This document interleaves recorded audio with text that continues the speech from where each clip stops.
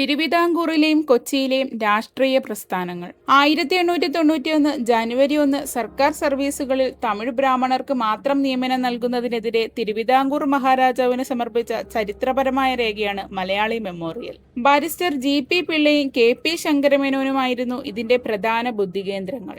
ഇതിനുശേഷം 1896 September 3 doctor പൽപ്പുവിന്റെ നേതൃത്വത്തിൽ 13,176 ഈഴവ സമുദായ അംഗങ്ങൾ ഒപ്പിട്ട ഈഴവ മെമ്മോറിയൽ മഹാരാജാവിന് സമർപ്പിച്ചു.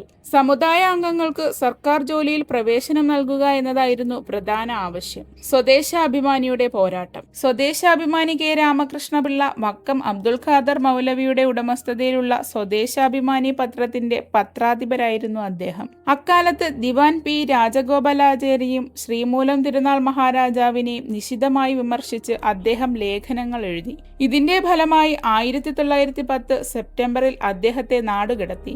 മലയാളത്തിൽ ആദ്യമായി കാൾ മാർക്സിന്റെ ജീവചരിത്രം എഴുതിയതും രാമകൃഷ്ണപിള്ളയാണ്.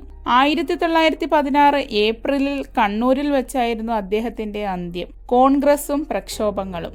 ശ്രീമൂലം തിരുനാളിന്റെ ഭരണകാലത്താണ് ഇന്ത്യൻ നാഷണൽ കോൺഗ്രസ് തിരുവിതാംകൂറിൽ തങ്ങളുടെ പ്രവർത്തനം ആരംഭിക്കുന്നത്.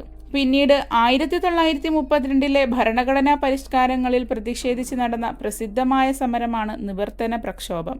1938 സെപ്റ്റംബറിൽ തിരുവിതാംകൂർ സ്റ്റേറ്റ് കോൺഗ്രസ് രൂപീകൃതമായി. പട്ടം താണുപിള്ളയായിരുന്നു ഇതിന്റെ ആദ്യ പ്രസിഡന്റ്. ഇതിനിടയിലാണ് sir C.P. Ramaswami Iyer American model ഭരണം എന്ന ആശയം കൊണ്ടുവരുന്നത്. ഇതിനെതിരെ 1946 സെപ്റ്റംബറിൽ നടന്ന ഐതിഹാസിക സമരമാണ് നാം ചരിത്രത്തിൽ പഠിക്കുന്ന പുന്നപ്ര വയലാർ സമരം. ഒടുവിൽ 1948 മാർച്ച് 24 പട്ടമേ താണുപിള്ളയുടെ നേതൃത്വത്തിൽ തിരുവിതാംകൂറിലെ ആദ്യത്തെ ജനകീയ മന്ത്രിസഭ അധികാരത്തിൽ വന്നു. കൊച്ചിയും ഏകീകരണവും. തിരുവിതാംകൂർ പോലെ തന്നെ കൊച്ചിയിലും അക്കാലത്ത് ശക്തമായ പ്രക്ഷോഭങ്ങൾ നടന്നിരുന്നു.